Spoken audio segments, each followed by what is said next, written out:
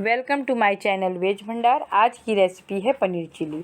वैसे तो ये रेसिपी बहुत ही कॉमन रेसिपी है, पर इसे मेरे घर में लोग पसंद नहीं करते। पर छोटे बच्चे की जिद के कारण मैंने इसे सीख कर बेहतर बनाने की कोशिश की है। तो आप मेरा ये वीडियो शुरू से आखिरी तक देखें और इसमें जो खामियां हों कमेंट बॉक्स में जाकर कमेंट करें।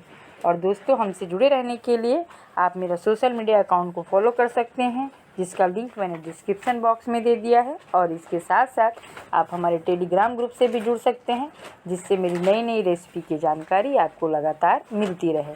तो देखते हैं हमने इस रेसिपी को बनाने के लिए सबसे पहले क्या लिया है। कुछ इस प्रकार है। जैसे मैंने पनीर के टुकड़े ले लिए हुए हैं 25 से 30 चौकोर कटे।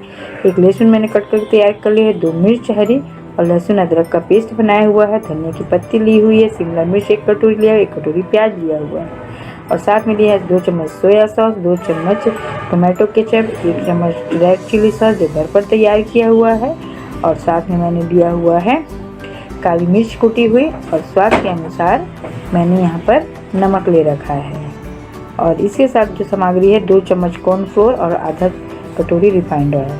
तो सबसे पहले मैंने एक प्लेट में 1 चम्मच कॉर्नफ्लोर ले लिया है और लेके उसमें मैंने स्वाद के अनुसार कुछ नमक मिलाया हुआ है, बहुत ही हल्का नमक मिलाया हुआ है। और उसके बाद मैंने इसमें डाला है कुटी हुई काली मिर्च। तो इन तीनों को डाल के इन तीनों का मैंने मिला के एक अच्छा सा मिश्रण तैयार कर लिया हुआ है। अब जैसे ही मेरे मिश्रण ये तैयार हो जाते हैं तो इसमें मैं पनीर के टुकड़ों की अच्छी सी एक सूखी कोटिंग चढ़ा लूँगी। तो मैंने इस मिश्रण को अच्छे से मिला लिया है। अब मैं जो मेरे पनीर के टुकड़े हैं थोड़े थोड़े लेके मैं अच्छे से मैं कोटिंग चढ़ा लेती हूँ। तो जैसा कि इसको अच्छे से मिलाते हुए मैं कोटिंग चढ़ाऊँगी ताकि ये कोटिंग चारों तरफ से अच्छे से मिल जाए। तो फिर मैंने और जो पनीर बचे हुए हैं उसे भी मैंने डाल दिया है और डाल के अच्छी तरीके से मैं इन्हें कोट कर ले रही हूँ, ताकि इनमें इनके सूखे पाउडर जो है अच्छे तरीके से इनमें चारों तरफ से लिपट जाएं। बस अब इनको जैसे ये मेरी देखिए कोटिंग हो चुकी है, अब इन्हें मैं झाड़ कर एक अलग बर्तन में हटा के रख लूँगी। और फिर एक बर्तन में मैंने लिया है आधा चम्मच कॉर्नफ्लोर। इसमें कॉर्नफ्लोर लेकर मैं इसमें थोड़ी सी मिला लूँगी अदरक लहसुन का पेस्ट मिला लेती हूँ। अदरक लहसुन का पेस्ट डालने के बाद इसमें हम मिलाएंगे स्वाद अनुसार हल्का सा नमक। और हल्का सा नमक मिलाने के बाद करीबन मुझे इसमें 2 चम्मच पानी डाल देने हैं। तो 2 चम्मच पानी डाल के अच्छा से मैं इन्हें एक घोल बना लूँगी। अगर घोल मुझे पतले लगते हैं तो फिर मैं इसमें कॉर्नफ्लोर ऐड करूँगी। तो देखिए घोल मुझे कुछ पतला सा लग रहा है, तो फिर मैं इसमें जो है थोड़े से कॉर्नफ्लोर ऐड करके अच्छे से इसे मिक्स कर देती हूँ, ताकि इसमें गांठें ना रह जाएँ। और जैसे ही मैं घोल को अच्छे तरीके से बना लूँगी तो फिर मैंने जो पनीर में जो कॉर्नफ्लोर के सूखे पाउडर मैंने कोट करके रखे हुए हैं उसे इसमें मिक्स करूँगी। और मिक्स करते हुए अच्छे से डीप करते हुए मैं उन्हें एक हल्के ब्राउन तक मैं उन्हें तलूँगी। तो जो इसमें जो मोटी सी कोटिंग चढ़ी हुई है, तो इसमें मिला के घोल में मिलाने से जो है इसकी कोटिंग हल्की हो जाएगी। तो इसीलिए मैंने इन्हें घोल पे मिला के एक बार अच्छे से कोटिंग कर दिया है, ताकि इसकी जो कोटिंग है हल्की से हो जाए। अगर इसमें ज़्यादा कोटिंग रहती है, अगर मैं इन्हें तल देती हूँ तो ये काफ़ी कड़े हो जाएंगे। तो फिर मैंने यहाँ पर एक कढ़ाई में गर्म तेल डाल रखा है। 2 चम्मच तेल मेरे गर्म हो चुके हैं। और तेल गर्म होने के बाद मैं पनीर के टुकड़ों को डालकर हल्का ब्राउन करूँगी। तो यहाँ पर मैं पनीर के टुकड़े इनमें डाल देती हूँ। और गैस का जो आंच है वो मैंने मीडियम ही रखा है।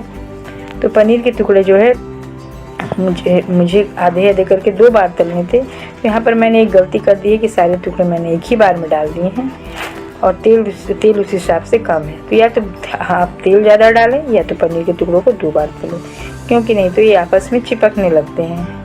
तो बस इसी तरह तो चूँकि मैं डाल ही चुकी हूँ, तो इनको मैं बहुत ही संभालते हुए तलूँगी। तलने के बाद जो चिपक जाएंगे उन्हें मैं लास्ट में निकाल कर जब ठंडे हो जाएंगे तो अलग कर लूँगी। तो बस देख रहे हैं कि हल्के हल्के ब्राउन होते जा रहे हैं। तो इसे मैं बस धीरे धीरे इसी तरह हिलाते डुलाते इन्हें कुछ देर के बाद में मैं पलट दूँगी।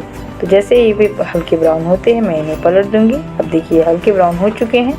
अब मैंने इन्हें पलट दिया है। तो जो थोड़े बहुत मैंने अलग कर लिए हैं और थोड़े बहुत मैं ठंडे होने पर अलग कर लूँगी इनको। तो बस देखिए इसे मैंने अलग बर्तन में निकाल लिया है और साथ में कढ़ाई में थोड़ा सा तेल छोड़ रखा है। तो अगर आप चाहें तो इसे हटा के तिल का तेल डाल सकती हैं या सरसों तेल। तो मैंने इसी तेल में बनाना उचित समझा, तो यही तेल रखा है। और इस तेल में मैंने कटी हुई लहसुन डाल दी है और साथ में कटी हुई मिर्च डाल दिया है। और इसे भी मुझे मीडियम आंच पर ब्राउन करने तक इन्हें पकाना है। चम्मच की सहायता से मीडियम आंच पे मैं लगातार इन्हें चलाती रहूँगी जब तक कि ये हल्के ब्राउन ना होने लगे।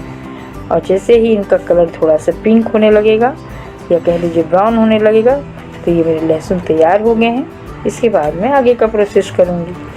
तो देख रही हैं कि लहसुन का कलर मेरा चेंज हो रहा है और ये धीरे धीरे कुछ ब्राउन हो चुके हैं, कुछ बचे हैं। तो ब्राउन देखिए हो चुके हैं। अब इसमें शिमला मिर्च डाल दी हूँ और शिमला मिर्च डालने के बाद अब शिमला मिर्च को भी मुझे उसी प्रकार भूनना है जैसे कि मैंने लहसुन को हिलाते डुलाते कुछ सेकंड तक उन्हें भूना है। तो कुछ सेकंड तक हम इन्हें लगातार हिलाते डुलाते भूनेंगे। और जैसे ही शिमला मिर्च में हल्की सी सिकुड़न आने लगती है तो ये भी क्रंची हमारे शिमला मिर्च तैयार हो जाएंगे। तो बस शिमला मिर्च को मैं कुछ देर तक इसी तरह चलाते हुए भूनती हूँ जब तक ये कुछ अधपके हो जाएँ, ये क्रंची हो जाए। इन्हें ढकना हमें बिल्कुल भी नहीं है, खुले ही पकाने हैं क्योंकि ढकने से ये होगा कि ये ज़्यादा गल जाएंगे। तो बस ये हो चुका है। अब मैं इसमें प्याज अपने सारे डाल देती हूँ।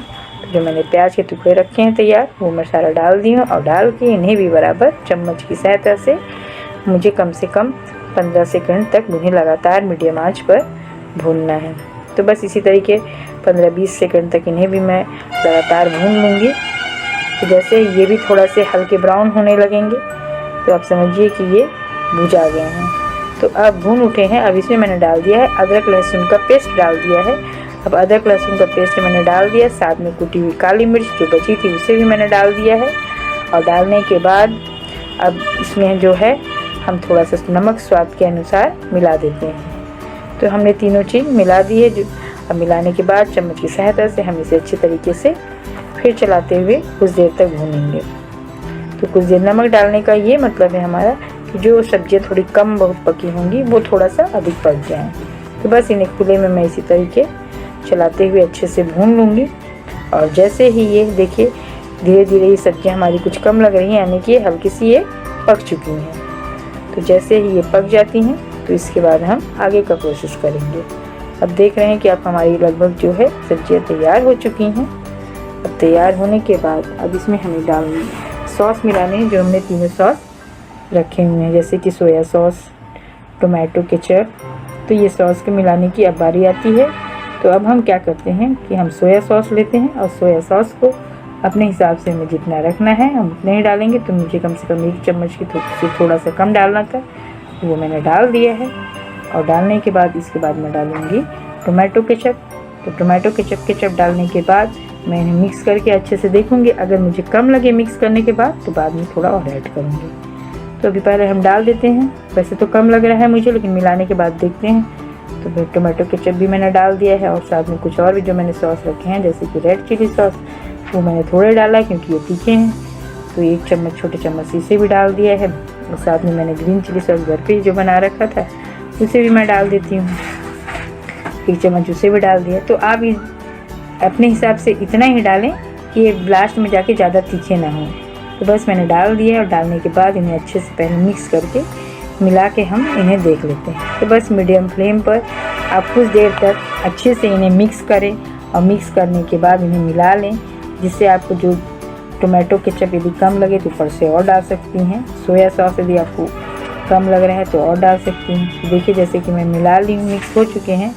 तो मुझे इसमें कुछ टोमेटो सॉस की कमी लग रही है तो मुझे थोड़ा सा इसमें टोमेटो सॉस अलग से मिलाना पड़ेगा, नहीं तो ये लास्ट में चल के बनने के बाद काफ़ी डार्क कलर में दिखेंगे। तो मैंने थोड़ा टोमेटो सॉस और डाल दिया। और टोमेटो सॉस डालने का मतलब ये है कि इससे चटपटी भी बहुत लगती हैं ये। तो टोमेटो सॉस मैंने डाल दिया है, डाल के अच्छे से मिक्स कर लिया है।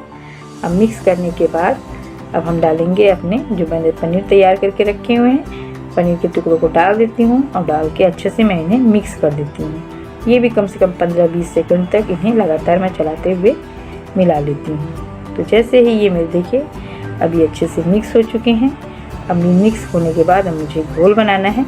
तो घोल बनाने के लिए जो पनीर मैंने जो डीप किया था उसमें जो थोड़े घोल बाकी थे उसी में मैंने थोड़ा सा कॉर्नफ्लोर और आधा चम्मच करीबन और ऐड कर लिया है। इसमें पानी मिला लिया है और ये घोल बनाने के बाद मैं इसमें डाल देती हूँ और डालने के बाद मिला के देख लेती हूँ। अगर ये ज़्यादा सूखे लगते हैं तो मैं थोड़ा पानी और ऐड कर लूँगी। और रही बात अगर मुझे थोड़ा सूखा ही वैसे बनाना है, अगर ज़्यादा सूखा बनाना होता है तो मैं थोड़ा पानी इसका डबल ले लेती। तो मैं थोड़ा ही पानी डाल रही हूँ अगर आप चाहें इसे ज़्यादा थोड़ा रसेदार खाना चाहती हैं तो थोड़ा पानी की मात्रा इसमें बढ़ा सकती हैं। तो बस इसी तरीके से मैं थोड़ी पानी डाल दी हूँ। डाल के अब मीडियम आंच पे इन्हें मैं लगातार चलाते हुए अच्छे से मिला दे रही हूँ। अब वैसे भी ये पनीर जो इनमें कॉर्नफ्लोर पाउडर पड़े बहुत जल्दी ही ठीक होने लगते हैं, तो मैंने गैस का फ्लेम अब बंद कर दिया है। अब पनीर चिली मेरी देखिए ये तैयार हो चुकी है लगभग बढ़िया सा, जिसे हम कहते हैं कि न सूखा है और ना ही ज़्यादा ग्रेवीदार है। और हल्के से लाइट से नमक अब डाल दी। तो मैंने हर बार लाइट नमक का प्रयोग किया है, तो नमक आप ऐसा प्रयोग किया करें कि लास्ट में जो है इसका फ्लेवर परफेक्ट आए। तो बस थोड़े थोड़े नमक मैंने कई बार में डाला है, जिससे इसका जो है स्वाद परफेक्ट आ गया होगा। तो अब लास्ट में मैं डालूँगी जो मैंने धनिया की पत्ती कट करके तैयार किया है, उसे मैं डाल देती हूँ। इसकी जगह में आप चाहें तो हरे प्याज की पत्तियों को भी छोटे छोटे कट कर ऊपर से डाल सकती हूँ। तो मैंने इसे डाल दिया है, डालकर अच्छे से मिक्स कर देती हूँ और मेरे पनीर चिली तैयार हो चुके हैं। अब इन्हें हम सर्व करेंगे एक अलग plate. Welcome to my channel veg Bhandar. आज की रेसिपी है पनीर चिली। वैसे तो ये रेसिपी बहुत ही कॉमन रेसिपी है, पर इसे मेरे घर में लोग पसंद नहीं करते, पर छोटे बच्चे की जिद के कारण मैंने इसे सीख कर